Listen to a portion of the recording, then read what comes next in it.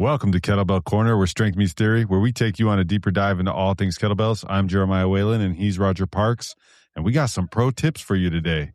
Ain't that right, Roger? Get in, loser. We got some pro tips for you. Isn't that what your shirt says? That's kind of what it says. Close enough. Well, we better get some pros on here. That's right. Pros versus hoes. You know what I'm saying? Or okay. Pros before hoes. I don't know. Yeah, that's the saying. This is derailing quickly this time. We've already been canceled twice. Well, hey, 30 and it seconds wasn't me in. this time. Yeah, that's good. You know, we're flipping the script on them. All right. So today we wanted to talk about some important things that we feel if you just use, you'll probably be better at kettlebells and life. Right? Sure, maybe both, sure. Right? Okay. Definitely both. All right. Well, I think the first one is only fitting. And of course, Roger, this is one of your number one pro tips, and that is context. So yes. Context, it's not just a book you read in school. Well, so context is a word. It's not exactly a pro tip. Well, what's the pro tip around context? Straighten us out here, Val. Consider context first. You know, we were just talking about this idea that there are no stupid questions. There are stupid questions. There are a lot of stupid questions. In fact, most questions are stupid. Oh. And the reason why most questions the reason why most questions are stupid is because they don't consider context first. The context is what is surrounding this thing. So you've been, a coach for a long time, and I'm sure you've been asked questions, and most of these questions come at you. What should I do? What's better? What's best? Should I do this before that? Sometimes they're reasonable. Often they are not. And why they get frustrating to me is because I have clients, as do you, who are very good at life. And when you were to ask them a question, you ask an accountant, an attorney, a doctor, people who are professionals, because usually they are, who can afford us, and they give us these fantastic answers. And well, they sound like me. Well, that depends. So they start talking about the context, the situation in which something is or is not true, or if we're going to find best, then we need to set this up within particular parameters. Best for what? If I'm asking a client, what's the best investment? Like, that's a stupid question, right? You don't ask questions like that. You ask, hey, I am this many years old. I have this much money. I can afford to invest this much of it. This is what I want done from it or with it. What should I do next? What research do I need to do, et cetera, et cetera, et cetera. That's all about context. So the reason why these questions are dumb, and I'll stop ranting about this in a moment, is because these questions come from people who are very competent in regular life, but they don't extend that to the fitness questions they ask. So they look at the world in a very binary way. Is it this or is it this? Is it this or is it this? And it doesn't work that way. When you're considering anything in addition to, let's say, your program, I saw this, I saw this article about this thing. Should I add this exercise? Well, I don't know. Can you do it? Well, I don't know. I've never tried it. Well, try it first. Let's see if you can do it. And then let's see if you like it. Oh, did you try the exercise? Yeah. Well, do you like it? No, I hate it. Should I do it? No, you shouldn't do it. Like, don't throw stuff in there you hate, because we both know you're not going to do it. Anyway, these are all context questions. I saw an article, I think it was in the New York Times, a client brought in for me. And the article said, the headline was basically, forget about muscle mass. It's all about strength. And this is a very good example of why context matters. I don't know who wrote this article, but in general, just so people know, people who write for newspapers and magazines almost never have a fitness or wellness background. They're people who, they see themselves as foreign war correspondents, and then they can't get a job and they end up at the, on the fitness desk. And they half-assed read desk.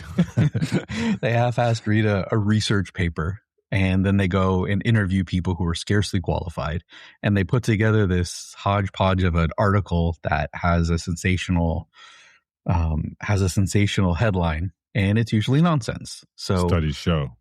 This one didn't even cite a study, which is fascinating. You had some guy who I think teaches exercise science or physiology or something. It's like, okay, cool. Like you're not completely unqualified, but the point of the article was to abandon muscle mass, which you shouldn't do. And he didn't say a reason why you shouldn't do that. But then you need to focus on your strength and you need to lower your reps, which is true in a conventional sense. But I mean, you know, some of my clients are in their 70s and 80s. So if I tell some of my 80-year-olds, hey, we're doing a 5x5 and we're going to load you up, you know, we need to go 85% of your max. That's not going to go well. Yeah. It's context that's missing. So the whole piece was missing context. It didn't say, you know, for example, muscle mass is good. You should have as much of it as possible, but you should also have strength. Yeah. If you need to choose this over this in this particular situation, blah, blah, blah, blah, blah. Always context. Always figure out what are the conditions that I'm operating under. Even when you're choosing an exercise, swings, how many swings should I do? I don't know. How many swings can you do? Well, I've only ever done 2. Well, you should probably do 2 until you could do 3. Yeah. Right. One at a time. Right. And then, you know, I've been doing, you know, 5 sets of 10. Okay. Now you're getting a little volume. I'm doing about 100 to 150 swings per workout. Then we can move the needle. Okay. What are you trying to accomplish? Mm-hmm. You need to think about context before you ask a lot of the questions that you're asking, because a lot of the coaching that I do is a 2-step thing. The first is to hear the stupid question, and the second part is to turn it into a good question and then answer that. Right. The first two steps in that sequence should really just be one. Like, hey, I read about this exercise. Would this be right for me and my goals right now? Good question. That's a good question. Yeah. And the answer is no.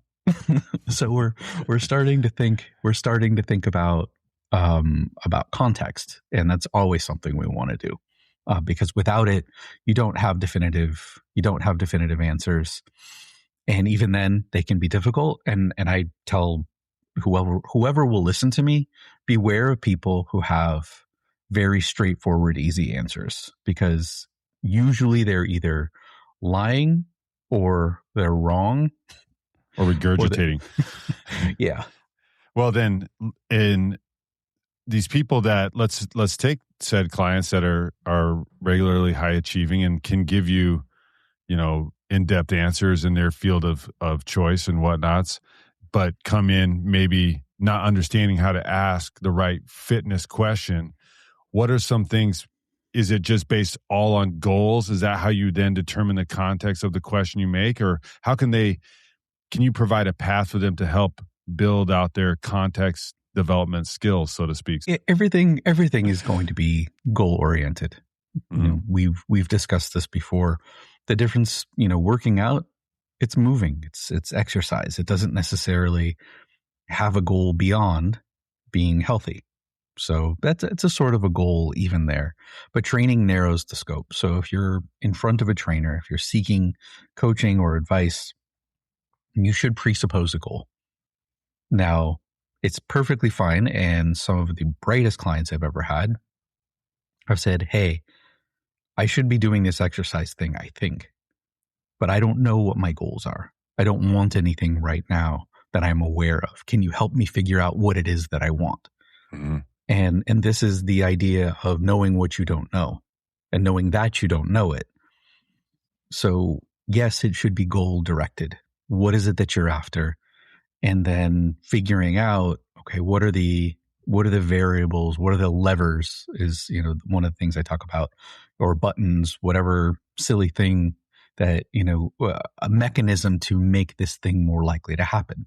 So if I have decided, for example, so step 1 would be identify a goal. It should be a physical goal or a mental goal that can be achieved by physical means. And then you can talk about what are the different things you can do to manipulate that thing. So if you tell me I want to get stronger, now I now need to dig, and I need to figure out, okay, there are two parts of this. Okay. There's really three. There's the I, there's a desire, and then there's stronger. Well, stronger means stronger than what? Stronger than what? Well, so in what is the context in which I currently function? Am I old? Am I young? Do I have a training background? Do I have an injury that I'm trying to train around? Have I picked up weights before ever? These are all the things that I need to know. So they're, that's where the process evolves. If I'm a bad coach, a bad trainer, and I have a one size fits all answer, then I'm going to tell a 94-year-old who's never weight trained before that they need to get out there and do a 5x5. And we need to do our heavy compound lifts like deadlifts and bench press. And our sprint warm-ups. Don't forget those. So I love those. I love all of those things, but that's not going to be what I recommend for that person. And I also know that doing sets of 15 to 25 for a completely untrained 90-year-old is strength work. So we the sets and reps, the load, all of that stuff is going to matter based on the current context. So figure out what your goals are. Figure out what you want. And once you figure out what you want, then you can figure out how close you are to that thing. If you want to be stronger, or you want to be leaner, or you want to be faster, and you have an athletic background, then you can start to say, okay, this is what I want. This is where I am. And then you can start looking at how do I get those things? But you have to look at the lens, and those are probably the two most important things, is what is my goal and where am I oriented toward that goal? Because from that, everything else is going to flow. If I want to put some weight on my deadlift, right? I want to train heavier, then I have to consider, well, where am I? What am I doing right now? Right now, I'm in kind of this weird little move around recovery phase. Don't have a very, very specific goal by design. It's where I want to be. Mm-hmm. I'm enjoying movement. I'm exploring some things, working on some, we'll call them minor imbalances. And for me to go back into, doing heavy training, it's not going to take much, but I wouldn't go right to a 5x5. I don't need to do that because I haven't done much deadlifting lately. So maybe I'd start at like a 6x6 or a few sets of 8, just start getting some reps in and see, where my body is relative to that. And then everything's going to flow from there. But the point is, figure out what your goal is and figure out where you are relevant or relative to that goal. And then you can start asking those questions and you can start, laying the foundation. And it's really easy, especially with things like AI. It doesn't give you great answers, but it gives you better answers than Google. And frankly, it gives you better answers than a lot of brand new trainers. Mm-hmm. So you can say, I want this. This is who I am. Or even better, if you've learned how to, work with AI a little bit, have AI interview you. Yeah. I want this thing. What are the questions that you need to ask me in order to figure out the right way for me to get there? And often it will ask you some really, really solid questions, just like a trainer might. So those are the two things you need to think about. And then once you have that in hand, then you can go and do your research. You can ask your questions. Excellent. All right. That's good. And actually, one of the things that you sort of touched on in that context explanation is one of my pro tips. And I think, it's good to know you're going through it as well as is the willingness to be flexible. And I don't mean like stretching out or whatever, but to be flexible between your goals. So maybe you set out to have a goal of achieving, let's say, a press of a 48 kilo, but you found yourself not motivated to go do that. And so then all of a sudden you need some sort of novel stimulus to re-engage you. So it's okay to table the goal, go find a way to just maybe move or work on imbalances, or maybe take what you've learned from training for that 48 kilo goal and then, fixing what lies in the gap, if you can recognize that, or ask the questions to the right person to recognize that, and be okay that that goal can still be there, but you may need to shift your goal for where you're at in your life right now,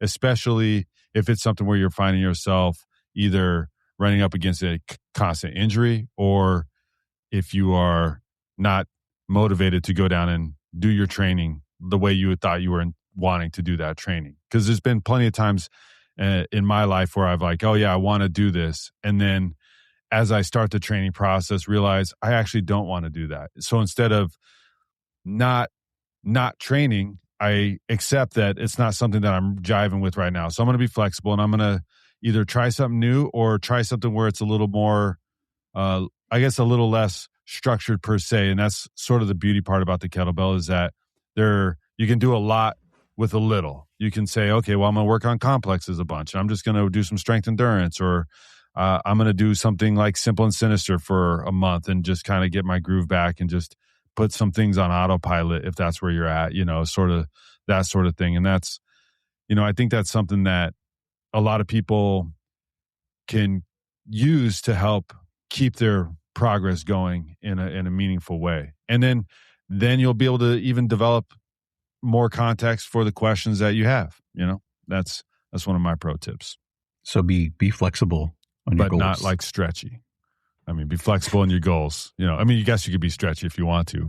I don't know if that's really a thing anymore, but I think there are two things that you pointed out both, but I want to make explicit with that, which I agree with. I think that is important. The first is motivation, and the way a lot of people consider or people think about motivation. They seem to think that motivation is this feeling of wanting to do something. And I guess it is in a certain sense. Right. But for me, having done this for a long time and seeing what works and what doesn't, I don't remember where I got this. It was not mine, but the idea of motivation is not the wanting to do something, but it is the reason you do something even when you don't want to do it.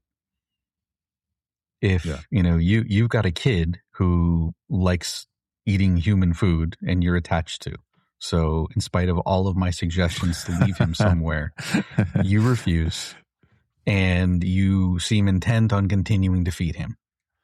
So when you don't have money to feed him and you need to go out and do something to get money to feed him, even though you don't want to, you do it anyway. Yeah. That is motivation. I need to feed this child. I don't want to go do the things, but I'm going to do it anyway, because that's motivation. When you are going down to your training, you're doing your pressing, and you're finding more often than not, I don't want to do this, and you don't do it, you're not motivated. If you were motivated, you would do it anyway. Truth. And that's something that just stares you right in the face. If you keep setting yourself up to do a thing, but you don't do the thing, you don't really want to do that thing that much. You might want the thing, but you don't want to do the work to get the thing. It's not worth it to you. Right. The second thing is, you also mentioned parallel tracks. And sometimes you might have a goal that, let's say you do have a press goal. I talked about, a hypothetical goal of doing a heavier deadlift. Both of those things could benefit by more muscle. What if, rather than focusing on the direct goal of lifting a heavy thing, you decided to go and be a meathead for a bit? You decided to put on some muscle. Will muscle mass help you lift heavy things? Usually. Most of the pros, most of the people who are really, really good at this all say the same things. They don't say, hey, work out like a bodybuilder forever. And they do not say that bodybuilding is the best way to get strong, because it's absolutely not. But they will say, if you're having a hard time getting into this, then maybe go put on a little bit of muscle, which you can use towards your goal. Maybe that will kind of re-engage you and motivate you. And you're not grinding up against this thing you're not really motivated to do in the first place. Maybe at the end of, a 6-8 week cycle, and you're looking, a little more huge, and you've gotten in the habit of training regularly, maybe you'll start to flip some of your repetition ranges from, something that's more appropriate for muscle gain to something that's more appropriate for strength. Or you can do what, they call power building, where it's kind of a hybrid of the two. So either way, you can do something that is parallel. Sometimes for me, what works best for me when I am having a hard time with something is I just throw everything out the window and I just move. I don't have expectations. I just do it. But either way, it's another thing entirely. And his choice is ballet, so it's a glorious thing to watch. But it's his form of movement. Another pro tip, and I like how you phrase this, and you'll have to elaborate on it, is to remain fully seated until the ride comes to a complete stop. Now, that's really usually pretty good for a lot of moving things. So how is that applicable to our kettlebell life, Roger? Not just the roller coaster or the car driving down the freeway.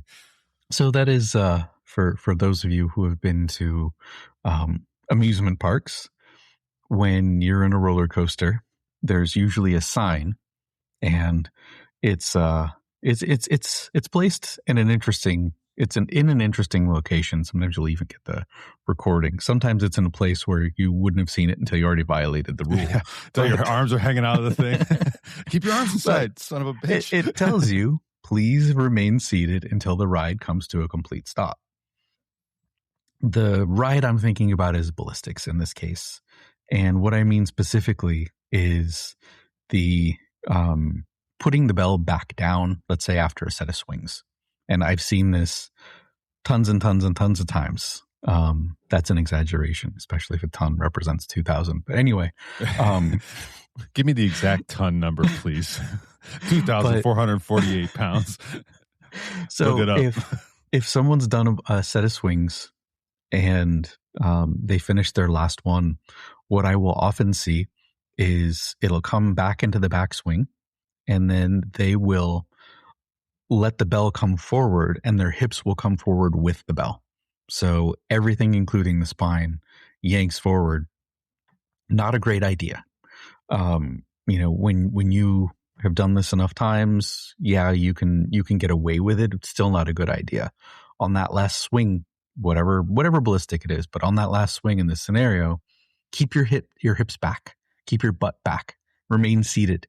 Keep your butt back where it is and let the bell separate from you. Let it come forward while your spine is still safe behind your feet, while your weight is still in your heels, and let the bell come forward to a safe rest on the ground, and then begin to stand up, rather than, already starting to stand up when you're not even finished. The bell's not even on the ground. It is such a small thing, but I've seen it, simple a handful of times. Hey, I'm getting this weird back pain. I think my form's okay. Yeah, I watch your form. Your form's great. Well, what's the problem? It's the last rep, dum-dum. Yeah, so see it all the way through. Just sit back, finish the swing, keep the butt back in the backswing, let the arms come forward, let the bell land on the floor, and then stand up. It is a very, very simple thing. That's as simple as it gets. Okay. Keep that there. All right. We got time for one more. And I like this one better than my creative vision board, which really, just use your video. That's important. You think you're doing something, but when you watch it, trust me, you're probably doing something else. And this can carry over to whatever skill set you're developing. And, but that's not the one. The one, Roger, and you mentioned this to me yesterday, and I really like this one. It's the shake of the head, the self, degradation. Did I say that right? No, but it's okay. Degradation. Degradation. Yes, thank you. Well, you know what I mean, and that's the beauty part about talking with me. We can conversate about this all day, and I know that's not a word either. But let's not get down on ourselves here. Nope. But to explain why that's so important to not do these sort of things, especially when it comes to learning a new technical skill like a kettlebell snatch or even the clean or whatever it might be. Elaborate on that for us.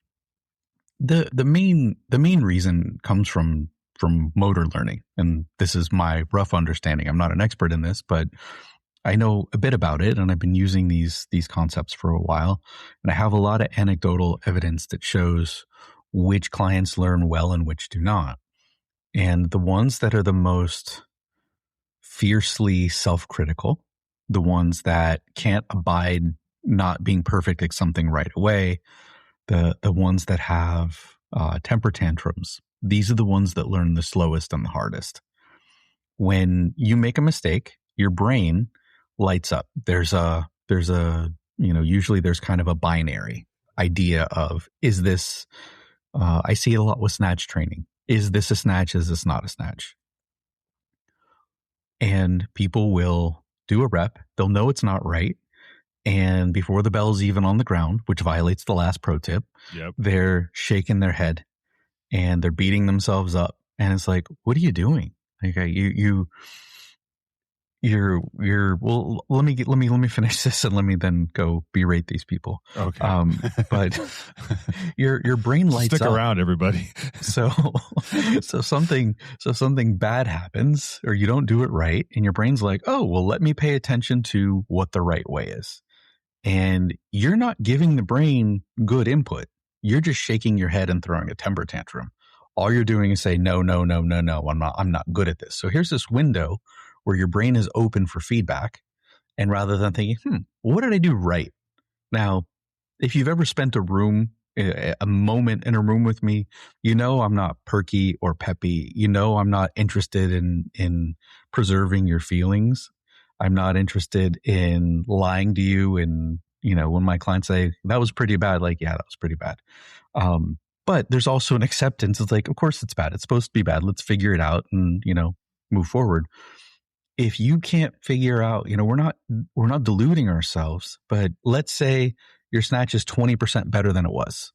It's not there, but it's 20% better, which is a good improvement. But your brain doesn't get any of that improvement. All it knows is that you failed and you suck. So throwing your fits and shaking your heads and, having your temper tantrums misses out on this opportunity to learn. It misses out on your ability to focus and even enjoy the process of being a beginner. And I'm not saying, frustration is not a real thing. Sometimes it's good to just step away and, it's good to step away and have a moment and come back to it. Maybe even another training day entirely. But if you're shaking your head and you're having this tantrum, this negative affirmation, you're not helping yourself. And further, like, what's wrong with you? Why do you think you deserve to be better at something? You've got to try. You have to work hard. And there's some things we're naturally going to be good at. Some things we're not. But there's a certain sense of entitlement. I'm entitled to be good at this thing. And guess what? You are not. You're not entitled to anything. If you want it, if you're properly motivated, see, I'm tying all these together. Oh, yeah. If you're properly motivated, you're going to work on it and you're going to figure it out. And it is what it is. So just deal with whatever you've got going in the moment. Pay attention to what's happening. Rather than shaking your head and saying, snatch bad, think about, okay, what went right? Did I feel my legs more? Did I not feel my legs more? Okay, what is the last, say you're doing a set, what is the last moment when things felt good? And then you can go back to that. Now you have something to build on, but you can't focus if you're shaking your head, throwing your tantrums. So stop it. Yeah, stop that. And, we're sort of in this like real weird time in life. And I think a lot of people can fall into this trap is where you're like, I should have this done now. I should have already known how to do this. Everything should happen right away, but it's not going to be that way. And so just to add to that, a pro tip with the pro tip, it's like a pro tip with what do they call that? A sidecar when you get those Cadillac margaritas or whatever. It's been a while. Pour that whatever on top. But this is you could bring an intention into the session or your practice or whatever it's going to be. So just like Roger said, if you are like finding that you are struggling to find something to focus on other than the mistake you may have made at the very end or wherever you made it, if you go in there with the intention of, I'm going to make sure that my arm is connected to my body at two specific points. when I drive in my legs and when I receive the bell back. And that's what I'm going to focus on. Maybe something goes wonky along the way. Maybe your arc's really hard out there. Let's just say in a snatch that we're talking about. Fine. But you can rest on the fact that you work that intention. And then you can bring more awareness to the other stuff. And then perhaps the next session or the next set, you redefine your intention. And that helps simplify it to where you're not just looking at the overall, snatch bad, like Roger said, and then you should be better at life with that and kettlebells, like I promised at the beginning. See what I did there, Roger? I see that. We carry all this over. So it's a wild, wild time. But I think that's all I got for pro tips. You got anything else? Oh, just a little more on this one is okay. The idea of curiosity. Sometimes people will take into, I just listened to someone talking about this with anxiety. And it was a therapist was talking about this idea when he works with anxiety patients. They don't want to let go of the anxiety because they think it helps them perform. It's motivating. It's not motivating. It's sapping. It's draining. That doesn't mean you can't be anxious, because you will be anxious if you care about stuff. It means that it's not a useful thing. It doesn't mean that, you don't feel it, but focusing on it and holding on to it and protecting it as though it's the thing that's going to drive you, is silly. And I think often people who fall into this, a lot of these people are high achievers. I will say anecdotally, they are the absolute slowest to learn. The people with the best natures, who are willing to laugh at themselves, the ones who are curious, they learn fastest. And I cannot think of a single exception there. But they want to hold on to this frustration as though that's going to fuel them. Like, I'm not going to stop until I get this. Like, really? Like David Goggins or some wild shit. Like, yeah, like go take a break. Go have a sandwich. Like, it's a snatch. A snatch sandwich. It'll be here when you get back. So, the idea is, especially with kettlebells, is this is something that's very personal to me, which is the main reason I got into kettlebells. And I've talked about this before. The main reason I got into kettlebells was because I had such bad coaching from people who allegedly knew.